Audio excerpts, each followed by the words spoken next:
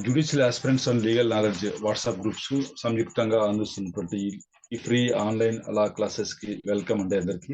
ఇందులో భాగంగా సిఆర్పిసి మనం చదువుకోవడం అంటే జరుగుతుంది.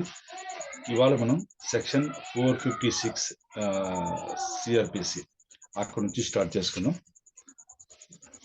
దయచేసి అందరూ మ్యూట్ లో ఉండండి, డిస్టర్బెన్స్ లేకుండా. Section 456 power to restore possession of immovable property.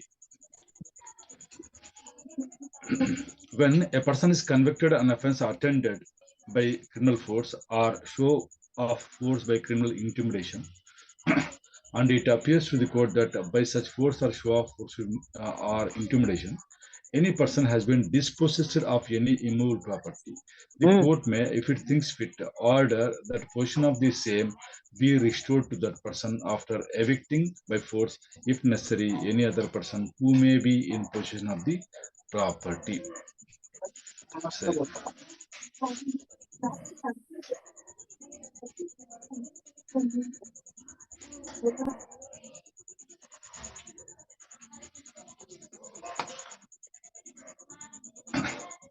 ఎప్పుడైనా సరే ఒక పర్సన్ కి శిక్ష పడ్డప్పుడు, ఏ నేరం గురించి అయినా శిక్ష పడినప్పుడు, ఏ అఫెన్స్ గురించి అంటే అటెండెడ్ బై క్రిమినల్ ఫోర్స్ కానీ ఆర్ షో ఆఫ్ ఫోర్స్, దాన్ని ఆ ఫోర్స్ ను ఉపయోగిస్తామని చెప్పేసి షో చేసినా సరే, లేదు క్రిమినల్ ఇంటిమిడేషన్, బెదిరించడం అలాంటివి చేసి దానికి శిక్ష పడింది అనుకోండి ఎవరికైనా, and it appears to the court, that కోర్టుకి అనిపిస్తుంది, తెలుస్తుంది ఏమని, by such force or show of force or intimidation, ఈ బెదిరింపు చేయడం వల్ల కానీ ఫోర్స్ వల్ల కానీ, any person has been disposed of any immovable property, ఏ ఇమూవబుల్ ప్రాపర్టీ నుంచైనా సరే ఎవరైనా పర్సన్ డిస్పోజెస్ కాబడ్డాడు అంటే అతని నుంచి అక్కడ నుంచి అతను వెలివేయబడ్డాడు అని అనిపించింది అనుకోండి కోర్టుకి, అప్పుడు కోర్టు వచ్చేసి court may, if it thinks fit, order that portion of the same B restored to that person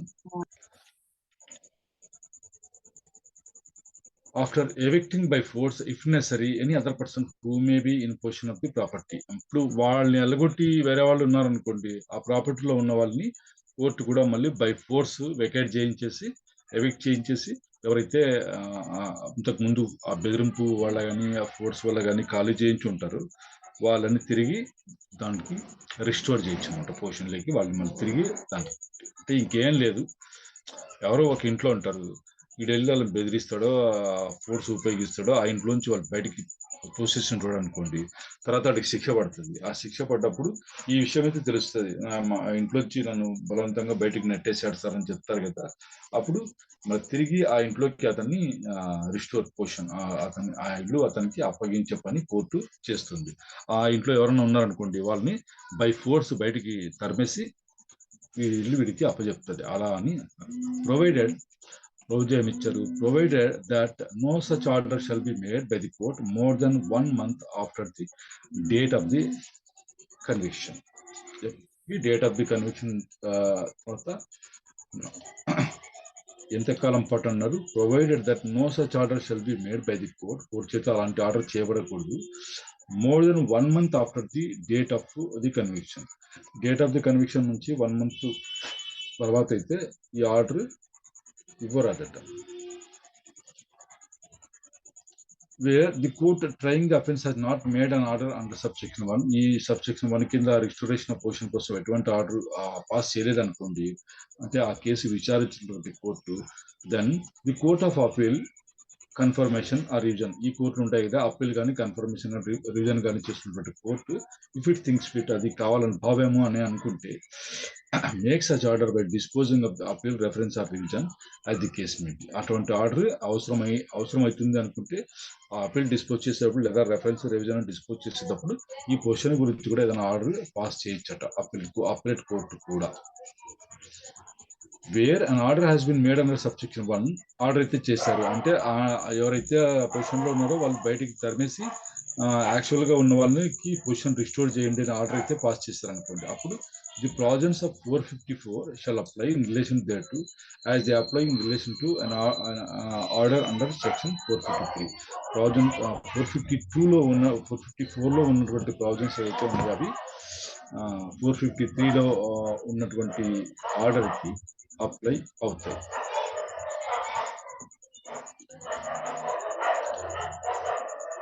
No order made under this section shall prejudice any right or interest to or in such immovable property which any person may be able to establish in a civil suit. మరి ఇలా order pass చేస్తారు కదా, ఈ ఆర్డర్ని challenge చేస్తే కూడా మనం civil suit లో ఇప్పుడు తరిమేశారు, బాగానే ఉంది, బయటకి తరిమేశారు, ఆ పొజిషన్లో ఉన్నారు. అతనికి యాక్చువల్గా హక్కు ఉండేదేమో, అతను సివిల్ సూట్ ఫెయిల్ చేసి తన హక్కును ప్రూవ్ చేసుకోగలిగి ఉండేవాడేమో. కాబట్టి అలాంటి అవకాశం ఉన్న చోట అతను ఎస్టాబ్లిష్ చేసుకోగలిగిన సివిల్ సూట్ ఫెయిల్ చేసి తన రైట్ను ఇంట్రెస్ట్ను ఎస్టాబ్లిష్ చేసుకోగలిగిన చోట అయితే ఈ సెక్షన్ కింద పాస్ చేసినటువంటి ఆర్డర్ వచ్చేసి ఆ హక్కును లేదా అందులో ఉన్నటువంటి అతని ఇంట్రెస్ట్ని ప్రెజుడ్యూస్ చేయదు అని చెప్పేసి చెప్తున్నారు. అంటే ఆటంకం అయితే చేయకూడదు, దానికి ఇబ్బంది కలిగించకూడదు అని చెప్తున్నారు. ఆ సివిల్ సూట్ కూడా అతను ఫైల్ చేసుకోవచ్చు అన్నమాట. ఎందుకంటే ఇది ఇమ్మూవబుల్ ప్రాపర్టీ విషయంలో కాబట్టి ఏదన్నా టైటిల్ లేదా ఇంట్రెస్ట్ ఉండదు నాకు అని చెప్పేసి తను సివిల్ సూట్ సపరేట్గా ఫైల్ చేసుకోవచ్చు అన్నమాట, శిక్ష పడ్డవాడు కూడా.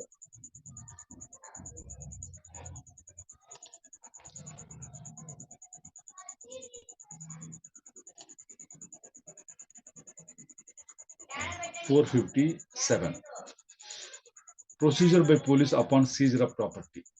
మనకు రెండు విధాలుగా మనం రిటర్న్ ప్రాపర్టీ పిటిషన్ వేసుకోవాలంటే 451 కింద ఒకటి, 457 కింద ఒకటి, during the pendency of the case అనమాట. ఆఫ్టర్ కన్క్లూజన్ ఆఫ్ ట్రయల్ వచ్చేసి 452 కింద మనం పిటిషన్ ఫైల్ చేసుకోవాలి, మనది ఏదైనా ప్రాపర్టీ మనకు రిటర్న్ రావాలంటే.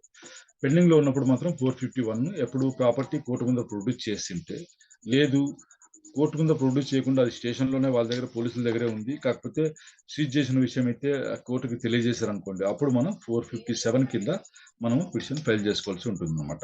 అది whenever the seizure of property by any police officer is reported to a magistrate under the provisions of this code and such property is not produced before a criminal court during an inquiry trial. ఉన్నారు కదా, report అయితే చేశారు, seize చేశాము అన్న విషయం అయితే magistrate గారికి తెలియజేశారు, కానీ ప్రాపర్టీ మనకు కోర్టుకు పంపించాల. అలాంటప్పుడు the magistrate may make such order as it thinks fit respecting the disposal of such property. ఆ ప్రాపర్టీ యొక్క డిస్పోజల్ గురించి ఆర్డర్ పాస్ చేయొచ్చు తను ఎలా అనుకుంటే అలా. Or the delivery of such property, dispose చేయడమా లేదా డెలివరీ చేయడమా, delivery of such property to the person entitle the position thereof. ఎవరైతే ఆ పొజిషన్ కి ఎంటైటిల్ ఉన్నారో వాళ్ళకి అది తిరిగి అప్పగించడం అనమాట. అది ఇంటీరియమే ఉంటుంది, మామూలుగా కేసు అయిపోయేంత వరకు నీ దగ్గర పెట్టుకో, చెప్పినప్పుడు తీసుకురా అని ఇస్తారు. Or if such person cannot be ascertain, మళ్ళీ ఎవరికి ఇవ్వాలా అన్నది అసర్టెన్ చేయలేకపోయిన పక్షంలో respecting the custody and production of such property, మరి ఈ కస్టడీ ఎవరికి ఇవ్వాలా అన్న విషయం గురించి మళ్ళీ కస్టడీ అండ్ ప్రొడక్షన్ రెండు విషయం ఎలాంటి ఆర్డర్ పాస్ చేయాలని కోర్టు అనుకుంటే అలాంటి ఆర్డర్ పాస్ చేయొచ్చు. If the person so untitled is known, తెలిసిన వ్యక్తి అనుకోండి, ఎవరికి ఇవ్వాలని తెలిసింది అనుకోండి, అప్పుడు the magistrate may order the property to be delivered to him on such conditions if any. మరి కొన్ని కండిషన్ పెట్టేసి అతనికి డెలివరీ చేయండి ప్రాపర్టీని మేజిస్ట్రేట్ గారు ఆర్డర్ వేయచ్చు. అది మేజిస్ట్రేట్ థింగ్స్ పెట్టి ఎలాంటి కండిషన్ అన్నవి మేజిస్ట్రేట్ ఇష్టం. And if such person is unknown, ఒకవేళ ఆ వ్యక్తి ఎవరు అన్నది తెలియదు అనుకోండి, అప్పుడు the magistrate May detain it, అతని దగ్గర పెట్టుకుంటారు, detain it and shall in such case issue a proclamation specifying the articles of which such property consists and requiring any person who may have a claim thereto to appear before him and establish his claim within 6 months from the date of such proclamation. ఇది బాగుంది కదా, ఇది బాగుంది కదా. Property ఎవరికి ఇవ్వాలా, ఎవరు entitle అని తెలియనప్పుడు మేజిస్ట్రేట్ గారు ఏం చేయొచ్చట, ఆ ప్రాపర్టీ తన దగ్గర పెట్టుకుని ఖచ్చితంగా చేసి తీరాలి. ఏం చేయాలా, issue a proclamation specifying the articles of which such property consist. ఈ ప్రాపర్టీలో ఉన్నటువంటి ఆర్టికల్స్ గురించి ఒక ప్రొక్లమేషన్ అనేది, అంటే ప్రకటన లాంటిది పేపర్లో కానీ అలా వేయించడం జరుగుతుంది. ఇవైతే సీజ్ చేయబడ్డాయి, ఈ కోర్టులో ఉన్నాయి, దీని ఓనర్లు ఎవరైనా, దీని మీద హక్కు కలిగిన వాళ్ళు ఎవరైనా సరే వచ్చి ఇవి తీసుకెళ్ళొచ్చు అని చెప్పేసి ఆయన ప్రొక్లమేషన్ ఇవ్వాలి. నా ముందర హాజరయ్యి మీకు ఏదైతే క్లెయిమ్ ఉందో దాన్ని ఎస్టాబ్లిష్ చేసుకోవాలంటే ప్రూవ్ చేసుకుని మీరు పట్టుకెళ్ళచ్చు దీన్ని అని చెప్పేసి చేయొచ్చు అనమాట. ఆ క్లెయిమ్ అన్నది ఎన్ని రోజుల లోపల చేయాలంటే ప్రొక్లమేషన్ ఇచ్చినటువంటి డేట్ నుంచి 6 months లోపల వాళ్ళు వచ్చి క్లెయిమ్ చేసుకోవాలి. అది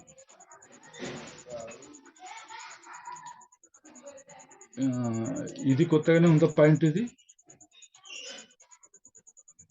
అవును సార్, అవును సార్. అది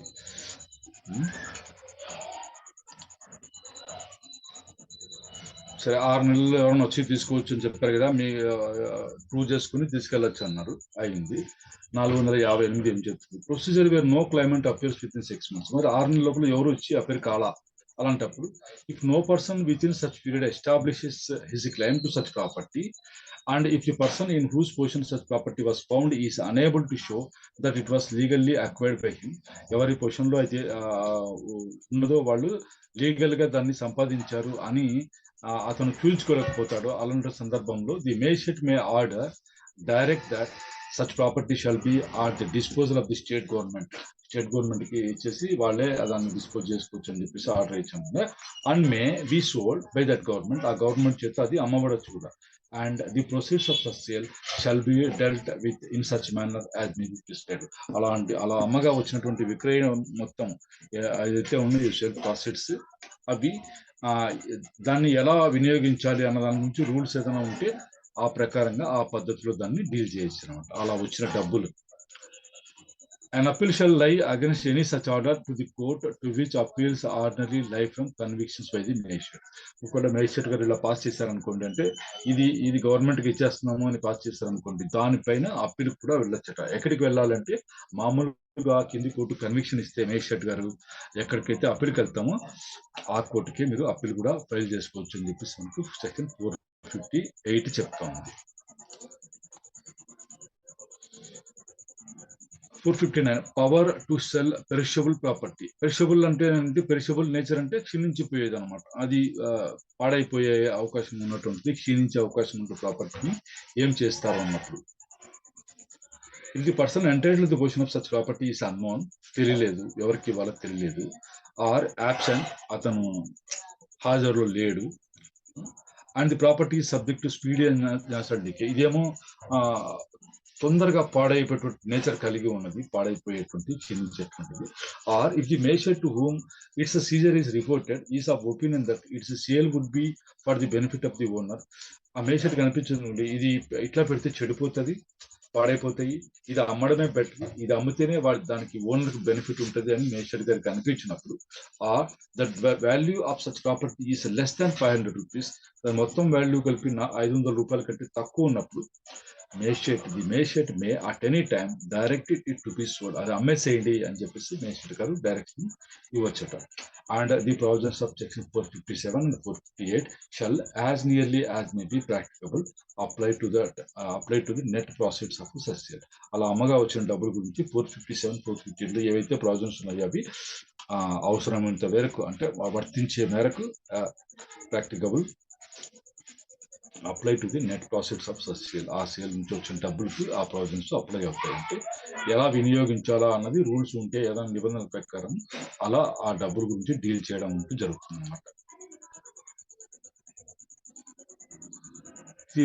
ఇది 460 అన్నది చాలా మోస్ట్ ఇంపార్టెంట్. మీరు ఇది కంపల్సరీగా మీకు ఎగ్జామ్స్ లో వచ్చే తీరుతుంది.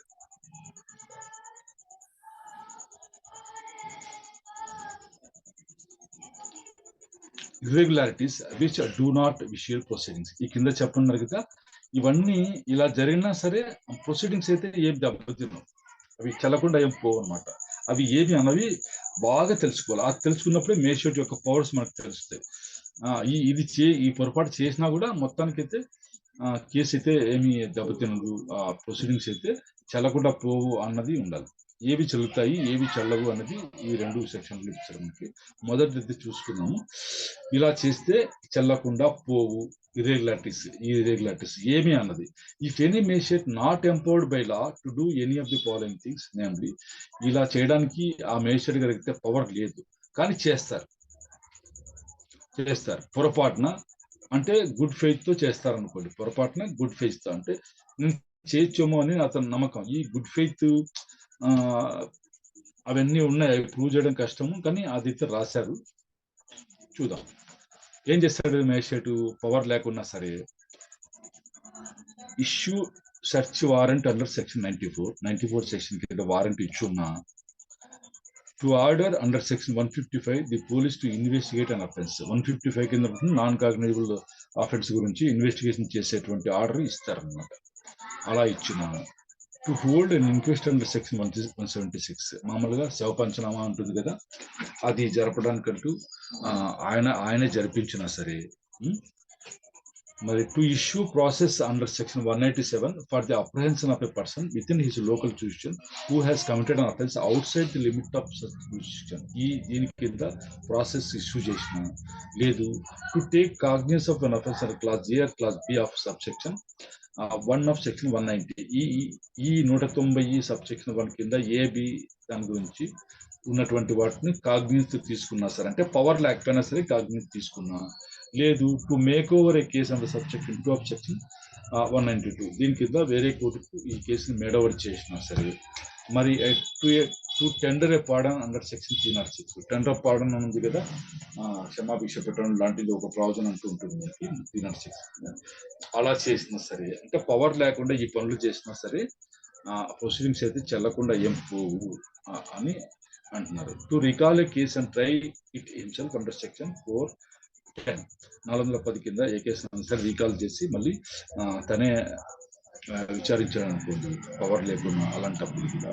మరి to cell property under section 458 and 459, మనం ఇందాకే చదువుకున్నాం కదా 458, 459 కింద అవి త్వరగా పాడైపోయే అవకాశం ఉంటే అతను అమ్మేసేయచ్చు అని చెప్పేసి ఇలా అంటున్నాం కదా, అలా చేసినా సరే.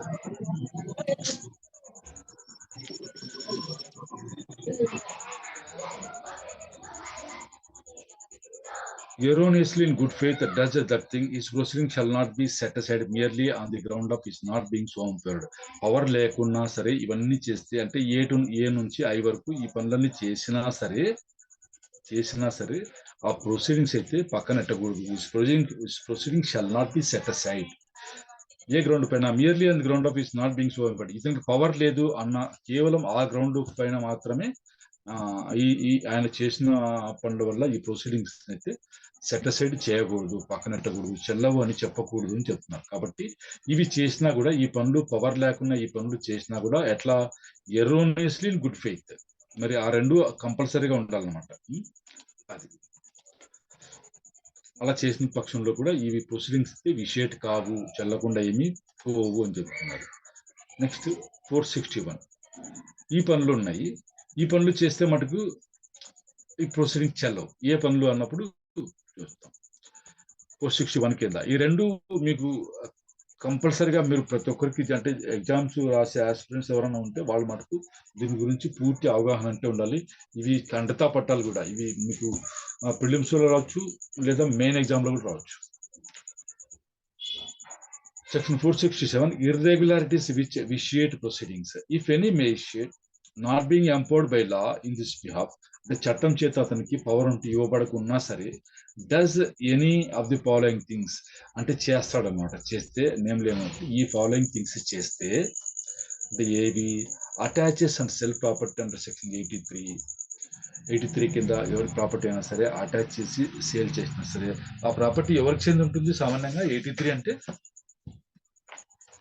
అంటే వాడు ఉంటాడు కదా, పారిపోయి ఉంటాడు కదా, ఏమంటారు అని, అఫెండర్, ప్రొక్లైమ్డ్ అఫెండర్ ఉంటాడు కదా, వాడి ప్రాపర్టీని ఇలా చేస్తే, అటాచ్ చేసి సేల్ చేసినా సరే అబ్స్కాండ్ అయిన వాడు, లేదు issue search warrant for a document, parcel or other things in the custody of a postal or telegraph authority. ఈ రకంగా సెర్చ్ వారెంట్ కూడా ఇష్యూ చేసిన, పోస్టల్ టెలిగ్రాఫ్ అథారిటీకి డైరెక్ట్ గా ఇచ్చేదానికి ఉండదు, దానికి ప్రొసీజర్ సపరేట్ ఉందన్నమాట. దాని ప్రకారం చేయకుండా ఈయన డైరెక్ట్ గా సెర్చ్ వారెంట్ ఇష్యూ చేశాడు అనుకోండి, అది చెల్లకుండా పోతుంది. తర్వాత demands security to keep the peace, power లేకున్నా సరే నాకు సెక్యూరిటీ ఇవ్వు ఫర్ కీపింగ్ ది పీస్ అని చెప్పేసి ఎవరిని అడగడానికి అయితే ఉండదు.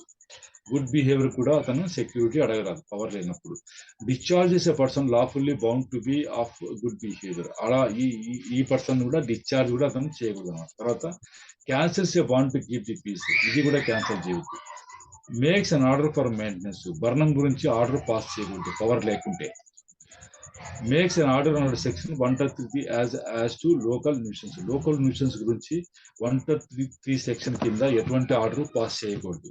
తర్వాత 143 కింద the repetition or continuance of public nuisance ని ప్రొహిబిట్ చేస్తూ ఆర్డర్ కూడా పాస్ చేయకూడదు. Makes an order under part c or part d of chapter 10. Chapter 10 లో పార్ట్ సి పార్ట్ డి ఏమున్నాయి ఒకసారి చూద్దాం. ఏమున్నాయి?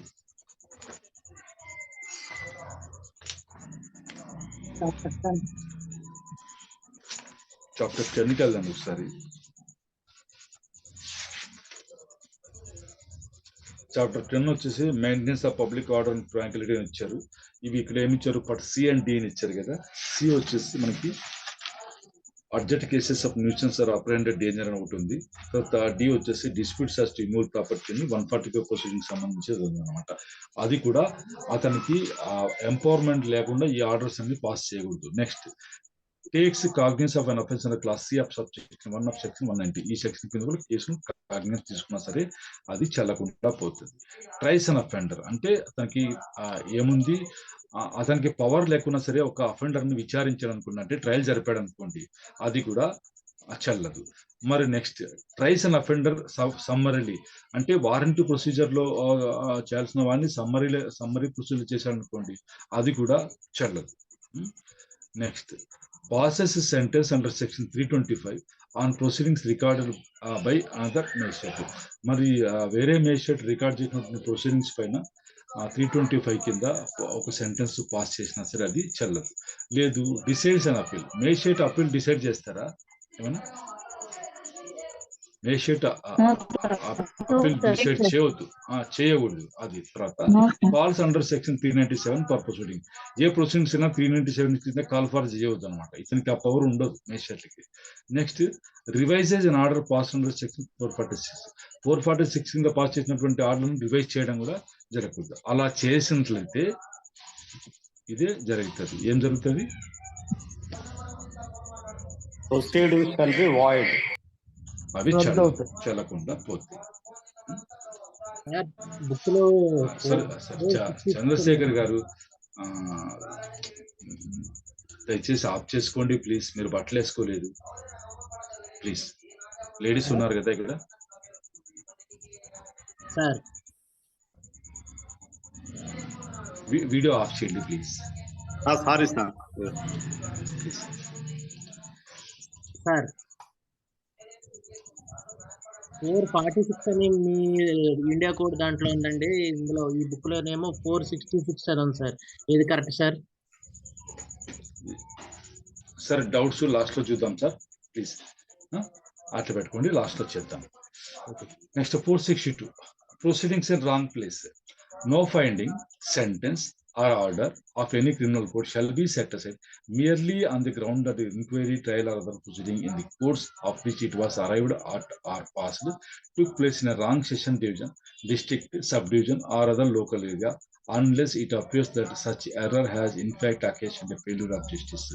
తీవ్రమైన అన్యాయం జరిగింది, ఫెయిల్యూర్ ఆఫ్ జస్టిస్ జరిగింది అని కారణం ఉంటే తప్ప ఈ కోర్టుకి ఇది లేదు, జ్యూరిస్డిక్షన్ లేదు అన్న కారణం చేత జ్యూరిస్డిక్షన్ మాత్రమే అనమాట. రాంగ్ ప్లేస్ లో జరిగింది ట్రయల్ అంటే తాడిపత్రిలో జరగాల్సింది అనంతపురంలో జరిగింది కాబట్టి ఇది చెల్లదు అని అనడానికి అయితే ఉండదు. దాని మూలంగా తీవ్రమైన అన్యాయం జరిగి ఏదైతే ఫెయిల్యూర్ ఆఫ్ జస్టిస్ జరిగింది అని అనిపిస్తే తప్ప క్వశ్చన్ చేయడానికి అయితే ఉండదు.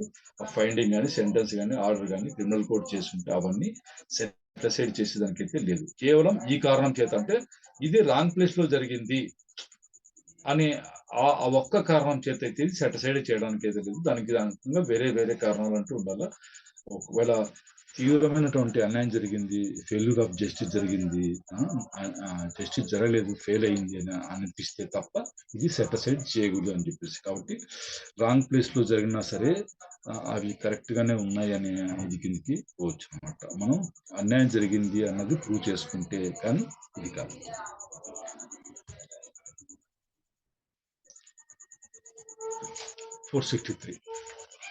Non-compliance with the provisions of section 164 or section 281.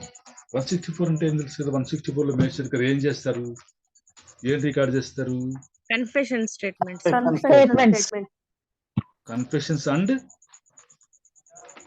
Confusion statements. Statements. Confessions and statements రెండు. ఆ కన్ఫెషన్స్ చేస్తారు, స్టేట్మెంట్ కూడా చేస్తారు. తర్వాత 281 లో వచ్చేసి మెట్రోపాలిటన్ మేజిస్ట్రేట్ గారు ముద్దాయిల్ని ఎగ్జామిన్ చేసినప్పుడు దాని సబ్స్టాన్స్ అయితే రాసుకుంటారు అనమాట. వాళ్ళకి మాత్రం అది ఇచ్చారు. If any court before which a confession or other statement of an accused person recorded or purporting to be recorded under section 164 or section 281 is tendered or has been received in evidence finds that any of the provisions of either of such sections have not been complied with by the magistrate recording the statement, it may, notwithstanding anything contained in section 91 of the Indian Evidence Act, take evidence in regard to such non-compliance and may, if satisfied that non-compliance has not injured the accused in his defense on the merits and that he duly made the statement recorded, admit such statement. 91లో ఏం రాస్తారు evidence act ఒక్కసారి చూద్దాం.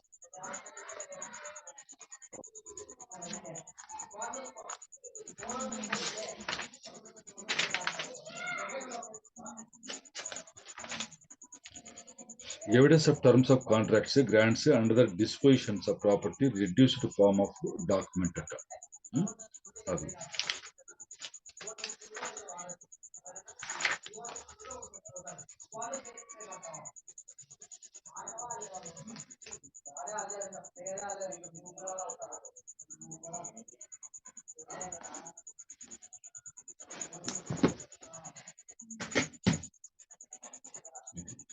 మామూలుగా మనం confession record చేసేటప్పుడు ఏమేమి follow అవ్వాలంటాం 164 కింద? 164 కింద ఏమంటాం? 164 కింద కన్ఫెషన్ రికార్డ్ చేసేటప్పుడు మేజిస్ట్రేట్ గారు ఏమేమి చేయాలి ఫస్ట్ మొదట అంటున్నా?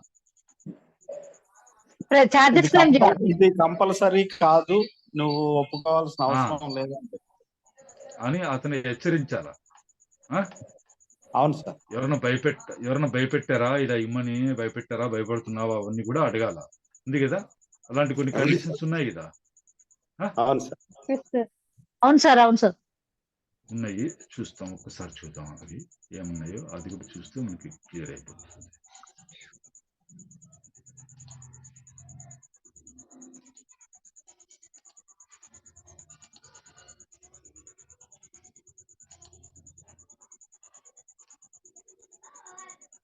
రికార్డింగ్ ఆఫ్ కన్ఫెషన్స్ స్టేట్మెంట్స్ అని ఉంది కదా, ఇక్కడ ఉంది కదా. ఇక్కడ ఉన్నారు, the magistrate shall before recording of any such confession explain to the person making it that he is not bound to make a confession. నువ్వు చెప్పాల్సిన పని లేదయ్యా అని చెప్పేసి అతనికి ఎక్స్ప్లెయిన్ కూడా చేయాలి. And that if it does so, నువ్వు కదా కన్ఫెషన్ ఇచ్చావు అనుకోండి, it may be used as evidence against him, నీకు వ్యతిరేకంగా ఇది సాక్ష్యంగా ఉపయోగించబడుతుంది, ఆలోచించుకొని కూడా చెప్పాలా. And the magistrate shall not record any such confession unless upon questioning the person making it he has reason to believe that it is being made voluntary. ఇతను స్వచ్ఛందంగానే చెప్తున్నాడు అని అనిపిస్తే తప్ప ఆ కన్ఫెషన్ రికార్డ్ చేయొద్దు అని చెప్పేసి చెప్తారు. తర్వాత if at any time before the confession is recorded, ఒకవేళ రికార్డ్ చేయడానికి ముందే the person appearing before the magistrate said that is not willing to make confession, నేను కన్ఫెషన్ ఇవ్వనయ్యా అని అన్నారు అనుకోండి, అప్పుడు the magistrate shall not authorise decision of such person in police custody, పోలీసులకైతే తిరిగి అప్పగించకూడదు.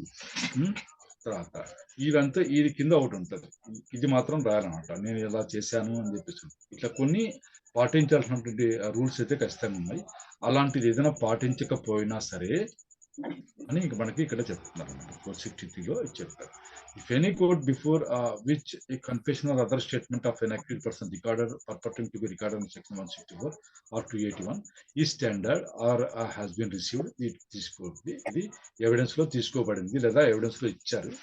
Finds that any of the provisions of either of such sections, either of that sections అంటే 164 కానీ 280 కానీ దాంట్లో ఉన్నటువంటి ప్రొవిజన్స్ ని have not been complied with by the magistrate regarding the statement. ఆ statement record చేసే మేజిస్ట్రేట్ పాటించలేదు, కంప్లై చేయలేదు అని ఈ కోర్టు కనిపించింది అనుకోండి, అప్పుడు it may notwithstanding anything contained in section 91 of the Indian evidence act, section 91 of the Indian evidence act లో ఏమి చెప్పబడి ఉన్నప్పటికీ take evidence in regard to such non compliance, ఆ నాన్ కంప్లైన్స్ గురించి ఎవిడెన్స్ స్వీకరించి and may, if satisfied that such non-compliance has not injured the accused in his defense on the merits and that he duly made the statement recorded, admit such statement. ఒకవేళ వాళ్ళు ఏదైతే provisions follow కావాల్సిందో comply చేయాల్సిందో comply చేయకపోయినా సరే అందువల్ల ముద్దాయికి ఎటువంటి injury జరగలేదు అంటే తన కేసును డిఫెండ్ చేసుకున్న విషయంలో అతనికి ఎటువంటి నష్టము జరగలేదు అని అనుకున్నప్పుడు ఆ స్టేట్మెంట్ ఏదైతే రికార్డ్ చేశారో వాళ్ళు 164 కింద కానీ 281 కింద దాన్ని ఎవిడెన్స్ లో అడ్మిట్ చేసుకోవచ్చు అంటే తీసుకోవచ్చు సాక్ష్యంగా తీసుకోవచ్చు. The provisions of this sections apply to courts of appeal reference and reason also. ఈ సెక్షన్స్ ఉన్నటువంటి ఈ సెక్షన్ లో ఉన్నటువంటి ఈ ప్రావిజన్స్ వచ్చేసి అపీల్ రెఫరెన్స్ రీజన్ సంబంధించిన దానికి కూడా వర్తిస్తాయి అని చెప్పేసి చెప్తున్నారు.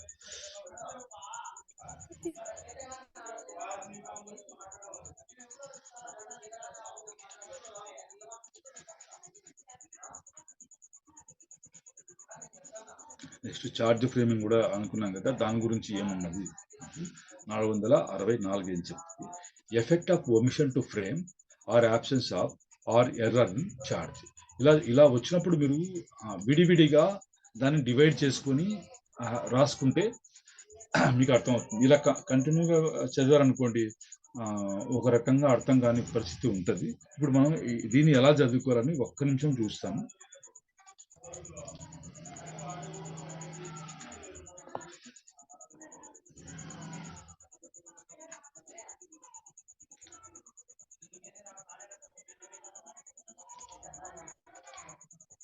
అక్కడ ఉన్నది ఇదే కదా, అక్కడ ఉన్నది ఇదే. ఇప్పుడు మీరు దీన్ని ఏం చేసుకోవాలంటే 3 ఉన్నాయి దీంట్లో, 3 చెప్తారు. ఇది నంబర్ 1. ఇది నంబర్ 1 వచ్చేసి ఛార్జ్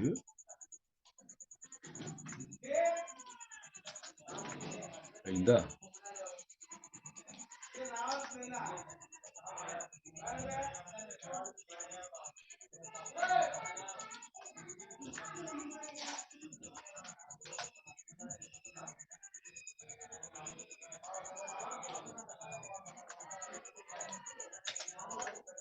ఒకటి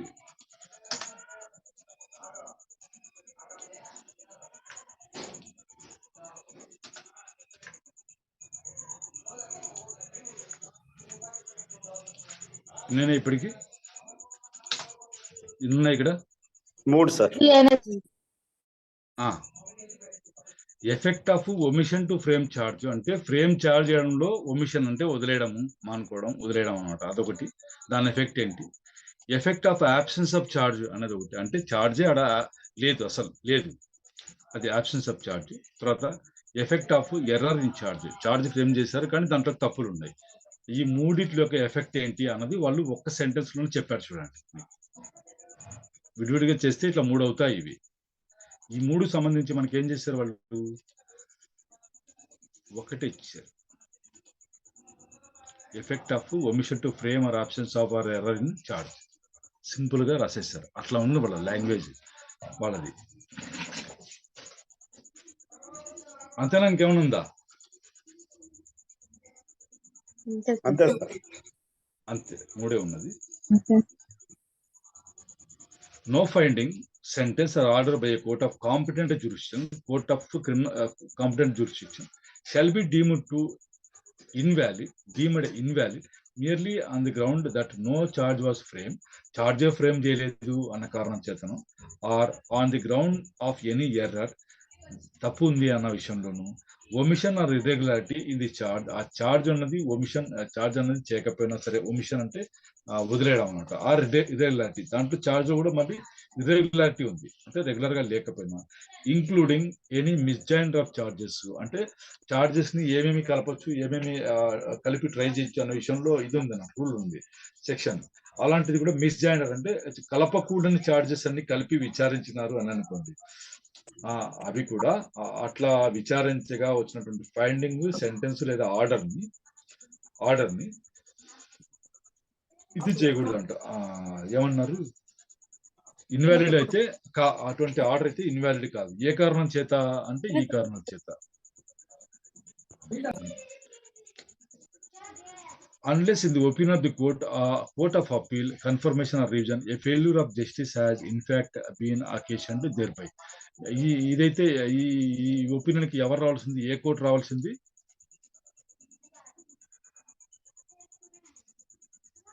ఏం కోర్టులు ఇవి? Session.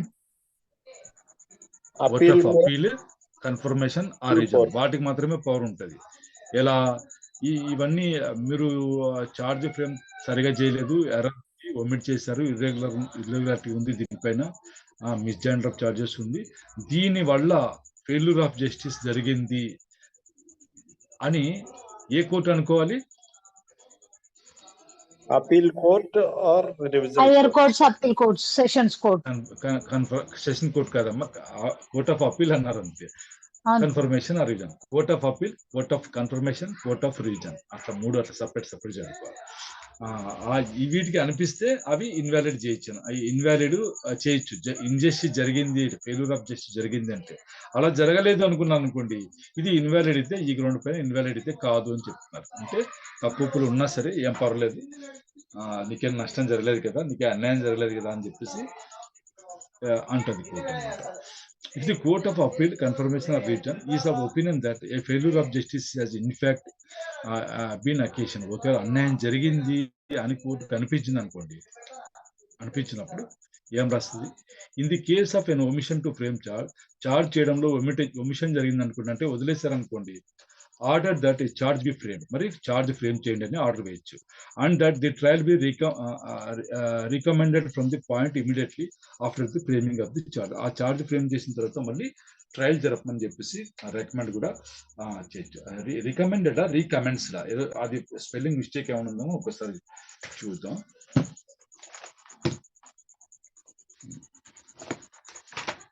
ఎవరైనా ఫాలో అవుతుంటే చూడండి, అది రికమెండ్స్డా రికమెండెడా? Recommended. Recommended, sir. రికమెండెడే ఉంది.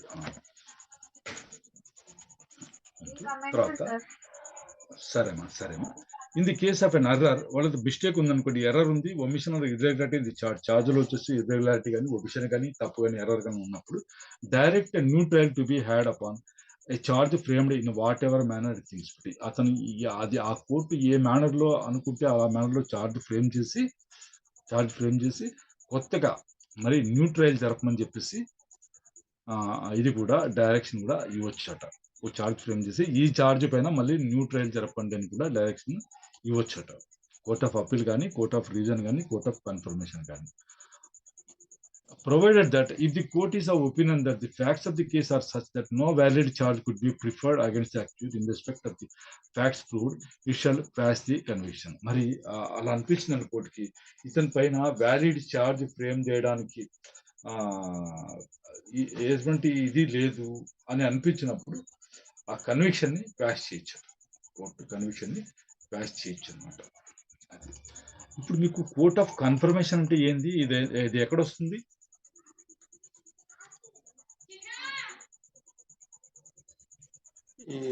డెత్ సెంటెన్స్ ఇచ్చినప్పుడు కన్ఫర్మేషన్ కోసం హైకోర్టు పంపిస్తారు కదా, అది.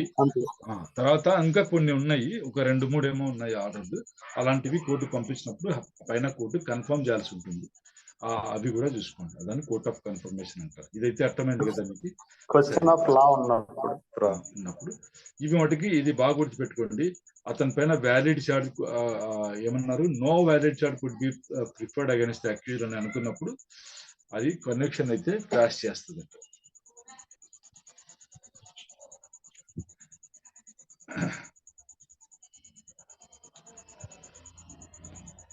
సరే, 465 ఫైండింగ్ ఆర్ సెంటెన్స్, కోర్టు ఇచ్చినటువంటి నిర్ణయం కానీ లేదా శిక్ష ఏదైతే ఉందో దాన్ని when reversible by reason of error, omission or irregularity.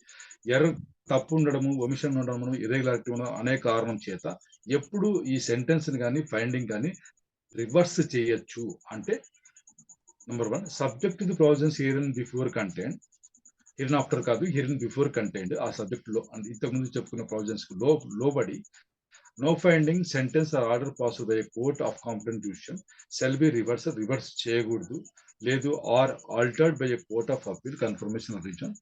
చేయకూడదట. ఏ కారణం చేత?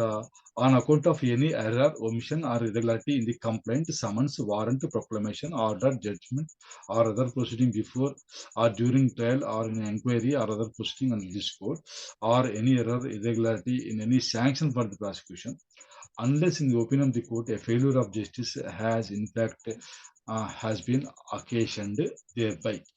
చెప్పేసి ఇట్లా ఫెయిల్యూర్ ఆఫ్ జస్టిస్ జరిగింది అని మీరు ప్రూవ్ చేసుకోలేకపోతే అవన్నీ దానిలో ఏదైనా సరే ఒమిషన్ జరిగినా, ఎర్రర్ జరిగినా, ఇర్రెగ్యులారిటీ ఉన్నా వాటిలో ఏమెంట్లో కంప్లైంట్లో కానీ, సమన్స్ లో కానీ, వారెంట్లో కానీ, ప్రొక్లమేషన్ లో కానీ, ఆర్డర్లో కానీ, జడ్జిమెంట్ లో కానీ, వేరే ఏ ప్రొసీడింగ్స్ ట్రయల్ జరుగుతున్నప్పుడు జరిగినటువంటి ప్రొసీడింగ్ ఉన్నా కానీ, ఎంక్వైరీలో కానీ, అదర్ ప్రొసీడింగ్లో కానీ తప్పులు ఉన్నా సరే వాటి వల్ల ఇతనికి ఫెయిల్యూర్ ఆఫ్ జస్టిస్ జరిగింది అని అనిపిస్తే తప్ప ఆ ఇచ్చినటువంటి ఫైండింగ్ ని, సెంటెన్స్ ని రివర్స్ అయితే చేయకూడదంట. ఏం కాదుపో అని అనమాట.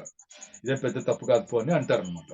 కాబట్టి మీరు ప్రతి స్టేజ్ లోనంటే లోయర్ కోర్టు స్టేజ్ లోనే అయ్యా ఇక్కడ మిస్టేక్ ఉంది, దీనివల్ల మాకు ఈ రకంగా అన్యాయం జరిగింది అన్న విషయం కోర్టు దృష్టికి మీరు అప్రమత్తంగా ఉండి తీసుకెళ్ళగలిగితే అప్పీల్ పోయినప్పుడు కూడా ఇది లోయర్ కోర్టులోనే మేము అన్నాము, వాళ్ళు దీన్ని సరి చేయలేదు, దానివల్ల మేము అన్యాయం అయిపోయాము అని పై కోర్టులో వాదించడానికి అవుతుంది. అంటే మనకి ఇంజస్టిస్ జరిగింది, ఫెయిల్యూర్ ఆఫ్ జస్టిస్ అకేషన్ అయ్యింది అన్న విషయం మనం లోయర్ కోర్టులోనే నుంచే ఫౌండేషన్ వేసుకుంటూ రావాలి. ఒకటి కంటెస్ట్ ఉన్న కేసులలో అన్నమాట. ఏమి కాదులే అని వదిలేస్తే అది అవుతుంది. అప్పీల్కి వెళ్ళినప్పుడు కూడా ఏమి కాదులే అని అంటారు వాళ్ళు కూడా.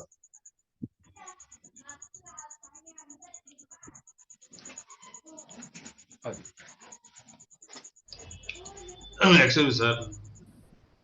సార్ ఆఖరిలో చూస్తాం సార్. ఒక్క 10 హైరార్కీ ఆఫ్ కోర్ట్స్ కూడా చెప్పండి సార్. తర్వాత చెప్తాను.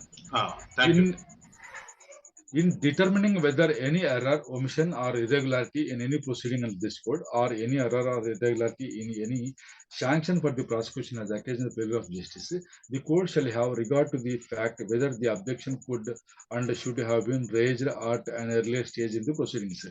Actually, ఇది justice failure of justice case అయిందా లేదా అని నిర్ణయించడంలో కింది కోర్టులో ఈ మాట మాట్లాడారా మీరు అన్నది కోర్టు చూస్తుంది. చూడండి ఇక్కడ రాశారు సబ్సెక్షన్ 2లో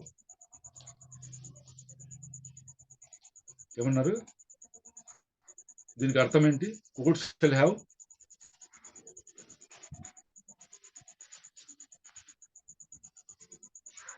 చదవండి. Courts shall have regard to the fact whether the objection could and should have been raised at an earlier stage in the proceedings. మరి ఈ అబ్జెక్షన్ ఏది సరే మనకు శాంక్షన్ ఫర్ ప్రాసిక్యూషన్ లేకున్నా సరే మాకు ట్రయల్ జరిపారు, దీనివల్ల అన్యాయం జరిగింది అని మీరు అప్లెట్ కోర్టులో వెళ్ళి వాదించడానికి అయితే ఉండదు. మీరు ఆ ప్లీ లోయర్ కోర్టులోనే తీసుకుని ఉండాల్సింది. అందుకే అలా రెండు ఇచ్చారు. Objection could have been raised, should have been raised రెండు ఉన్నాయి. అబ్జెక్షన్ మీరు తీసుకోగలిగి ఉండేవాళ్ళు తీసుకొని ఉండాల్సింది తప్పకుండా అన్నది కూడా రెండు ఉన్నారు. కుడ్ షుడ్ రెండు ఇచ్చారు. కాబట్టి అలా తీసుకున్నారా లేదా ఎర్లియర్ స్టేజ్ ఆఫ్ ప్రొసీడింగ్స్ లో అన్నది కూడా కోర్టు అది పరిగణలోకి తీసుకుంటుంది. దానికి కూడా రిగార్డ్ ఇస్తుంది. అంటే అది కూడా ఇది కన్సిడర్ చేస్తారు, ఆ పాయింట్ కూడా కన్సిడర్ చేయాలి అని చెప్పేసి చెప్తున్నారు. అంటే చిన్న చిన్న మిస్టేక్స్ వల్ల ఇచ్చినటువంటి ఫైండింగ్ కానీ సెంటెన్స్ కానీ రివర్స్ కాదు అన్నది గమనించండి. అది 466 defect or error not to make attachment unlawful. Attachment అయితే చేస్తున్నారు, అటాచ్మెంట్ చిన్న డిఫెక్ట్ ఎర్రర్ ఉన్నాయి, అలాంటప్పుడు ఎలా? No attachment made under this code. బాగా గమనించండి, సిపిసిలోనే కాదు సిఆర్పిసిలో కూడా అటాచ్మెంట్ అనేది ఉంటుంది అనేది గుర్తుపెట్టుకోండి. shall be deemed unlawful, nor shall any person making the same be deemed a trespasser on account of any defect of want of form in the summons, conviction, writ of attachment or other proceeding leading. చిన్న mistake ఉందన్న కారణం చేత మీరు చేసినట్టు attachment చెల్లదు, ఆర్డర్లో defect ఉంది, వీడు ప్రాపర్టీలోకి వచ్చాడు కాబట్టి ఇది ట్రెస్పాస్ చేసినట్లు అని అనకూడదు. మిస్టేక్స్ ఉన్నా సరే అటాచ్మెంట్ అన్లాఫుల్ అయితే కాబోదు అని చెప్పేసి మన సెక్షన్ 466 అని అనుకోండి. అప్పుడు ఈ క్వశ్చన్ అడిగినప్పుడు కూడా మీరు చెప్పండి. ఈ సమన్స్ ఫామ్‌లో ఏదైనా మిస్టేక్ ఉందనుకోండి, అలాంటిది పట్టుకొని మీరు రావడానికి లేదా అటాచ్‌మెంట్ చెల్లదు అని అనడానికైతే ఉండదు అని చెప్తున్నారు. చిన్నవి.